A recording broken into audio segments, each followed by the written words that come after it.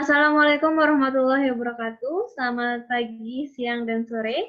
Kami dari tim software testing yang menggunakan test driven development. Saya sendiri Aisyah Khairunisa bersama 3 teman saya yaitu Ninyoman Wahyuni Indraswari, Nyoman Berlianda Priyani, dan Junior Islamiyati. Pertama, kami akan menjelaskan apa itu test driven development. TDD itu sebuah strategi mengembangkan perangkat lunak yang langkah pengerjaannya adalah dengan membuat test case terlebih dahulu, kemudian melakukan producing code, dan jika code tersebut tidak bekerja sebagaimana mestinya, kami akan melakukan refactoring. Tujuan TDD sendiri yaitu membuat code lebih jelas, sederhana, dan bebas dari bug. Jadi, adapun alasan mengapa test driven development digunakan untuk software testing karena metode TDD ini mengharuskan pengembang atau developer untuk menentukan terlebih dahulu kebutuhan dan desain dari perangkat lunak yang akan dibangun. Kemudian melakukan implementasi kode.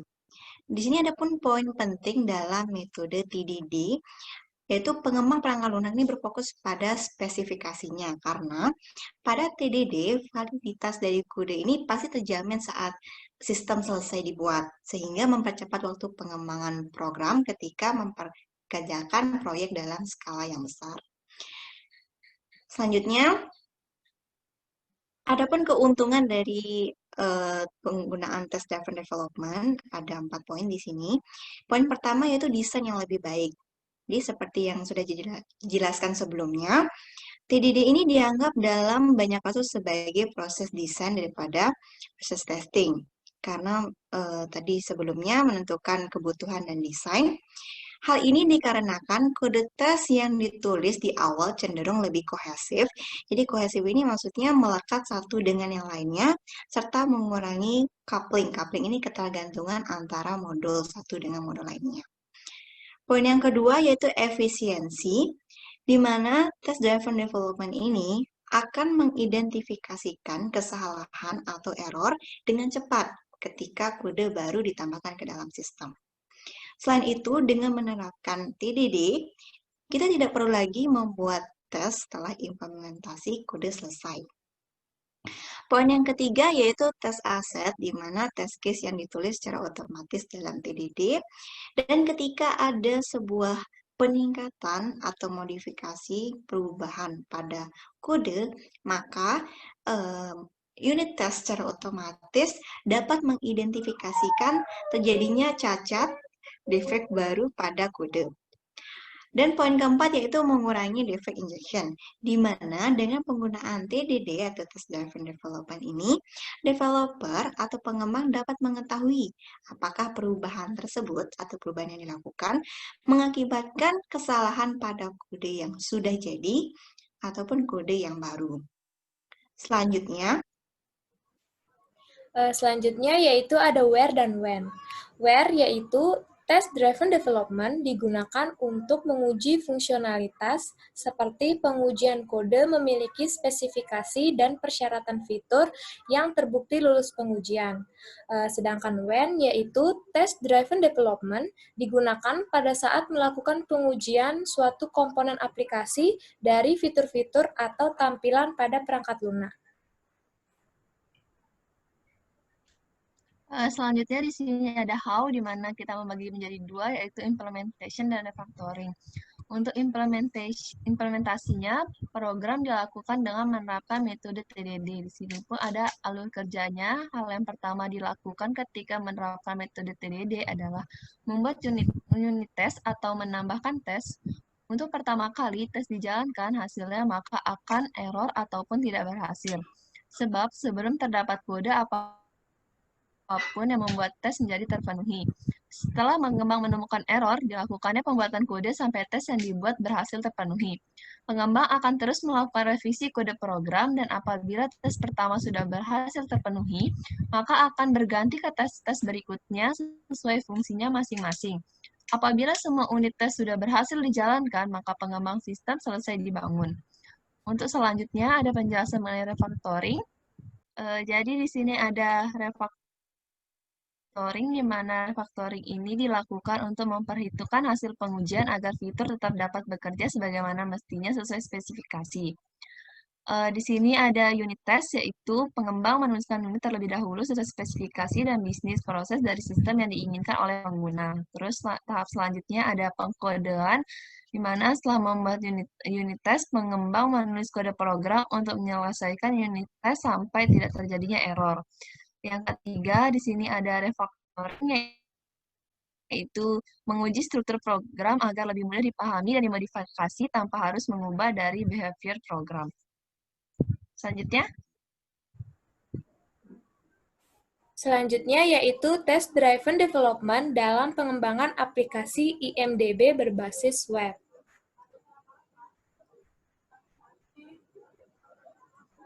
Jadi dapat dilihat pada tabel user stories dari aplikasi IMDb, di mana terdapat 3 aktor. Yang pertama, aktor admin dan member dapat melakukan menambah daftar film, memberikan komentar dan rating dari sebuah film, serta melihat daftar film sesuai kategori. Sedangkan untuk khusus aktor admin dapat mengubah dan menghapus daftar film yang dibuat oleh member, serta mengubah dan menghapus komentar dari member. Untuk aktor member, dapat mengubah dan menghapus daftar film yang dibuat, menghapus komentar yang dibuat. Dan aktor yang ketiga, yaitu pengunjung, dapat mendaftar aplikasi IMDb. Selanjutnya, di sini ada pun use case aplikasi dari IMDb. Ada 3 aktor, yaitu admin, member, dan guest atau pengunjung. Untuk aktor admin, di mana admin ini dapat login sebagai admin. Ketika admin melakukan login, maka admin dapat mengedit dan menghapus seluruh komen, dapat mengedit dan menghapus seluruh film, dapat menambah daftar film, dan dapat menambah komentar dan menambah rate dari film tersebut. Dan untuk aktor member, di mana aktor member ini dapat melakukan login. Ketika member sudah melakukan login, maka member dapat menambah daftar film, dapat menambah komentar dan rate dari film tersebut, dapat mengedit dan menghapus komentar member, dan dapat mengedit dan menghapus film yang dibuat oleh member. Dan aktor yang ketiga yaitu guest atau pengunjung, di mana pengunjung ini dapat melakukan login. Namun apabila pengunjung belum memiliki akun, maka pengunjung dapat melakukan register terlebih dahulu. Selanjutnya, pengunjung dapat mencari film berdasarkan kategori, dapat melihat review atau ulasan dari film tersebut, dan dapat melihat komentar mengenai film tersebut. Selanjutnya yaitu implementasi pengujian unit. Dirancang beberapa unit tes dari aplikasi IMDb. Validasi dari unit tes dilakukan dengan menggunakan sebuah tools bernama RSPEC. Pemasangan RSPEC pada framework Rails dilakukan dengan menambahkan sebuah kode pada berkas gem file sebagai berikut. Kemudian, pada terminal, dilakukan pemasangan RSPEC dengan mengetikkan perintah Rails generate RSPEC install. Apabila pemasangan RSPEC berhasil, maka akan muncul direktori baru bernama SPEC. Selanjutnya, di dalam direktori SPEC, ditambahkan direktori baru bernama features. Pembuatan unit test dilakukan di dalam direktori features dengan cara menambahkan berkas berisi kode dalam bahasa Ruby. Bisa dilihat di sini itu ada sebuah contoh unit test yang ditulis menggunakan bahasa Ruby. Berikut adalah code-nya. Jadi code ini memiliki arti yaitu penerapan unit test menggunakan RSPC. Jadi penulisan tesnya di sini itu memiliki skenario atau langkah kerja dari sebuah fitur. Fitur yang akan diuji menggunakan code ini yaitu fitur create post, di mana create post ini akan menambahkan judul dan deskripsi. Jadi pada halaman beranda akan muncul tautan tambah film atau sebuah link nanti. Ketika tautan tersebut diklik, maka akan mengarah pada halaman tertentu yang berisi form untuk menambahkan judul dan deskripsi film. Kemudian user ataupun admin dapat mengisikan judul dan deskripsi film yang mereka akan tambahkan, dan setelah itu dapat menekan tombol tambah film. Setelah tombol film ditekan, maka judul dan deskripsi yang telah disubmit akan ditampilkan.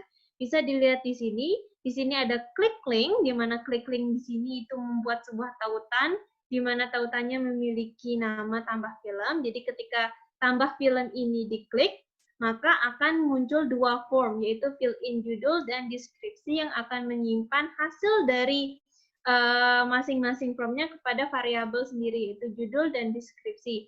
Setelah itu akan ada button, akan tombol tambah film.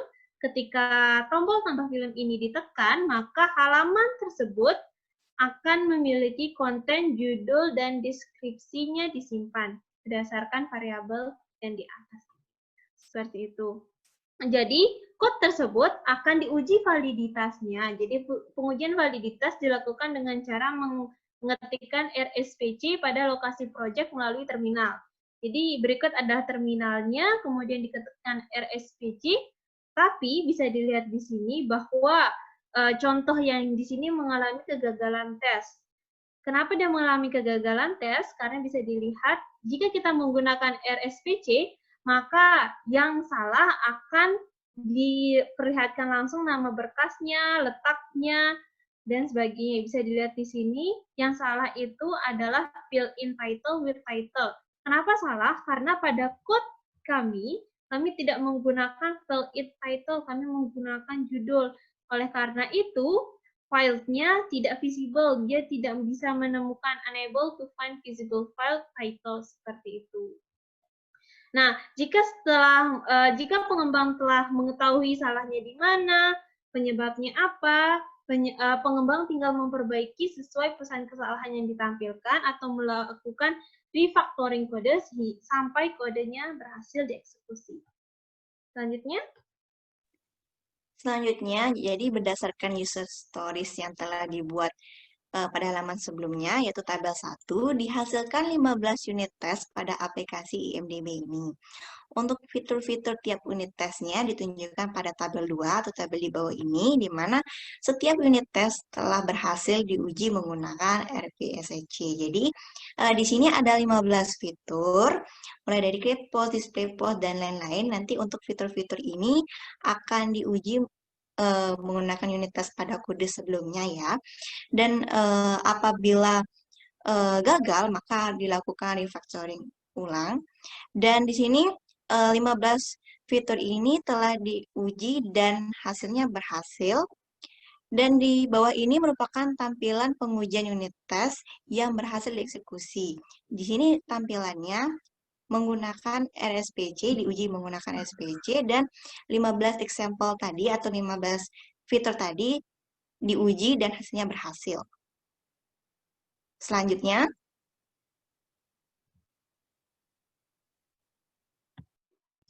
di sini ada tampilan antarmuka sistem yang dimana tampilan dari aplikasi web dilakukan secara manual seperti gambar yang di samping.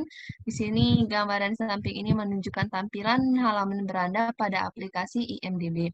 Pada halaman beranda sendiri, pengguna disuguhkan daftar film-film terbaru yang telah dimasukkan oleh admin ataupun member.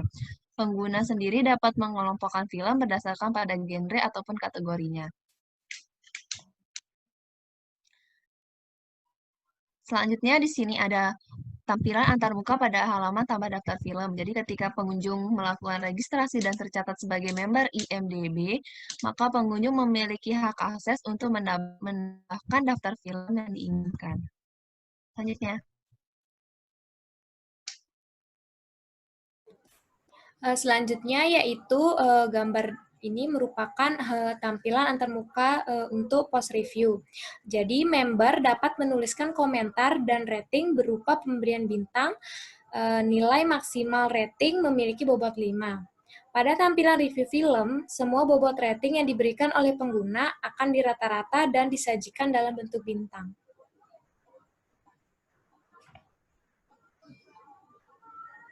Jadi kesimpulannya yaitu sebuah perangkat lunak dikatakan berkualitas apabila perangkat lunak dapat bekerja sesuai apa yang diinginkan oleh pengguna atau user requirement dan business process. Selain itu, dapat memudahkan pengguna dalam memodifikasi perubahan serta memudahkan dalam menemukan bug. Contoh penerapan metode TDD membantu pengembang dalam menerapkan proses bisnis dan kebutuhan dari pengguna aplikasi IMDb.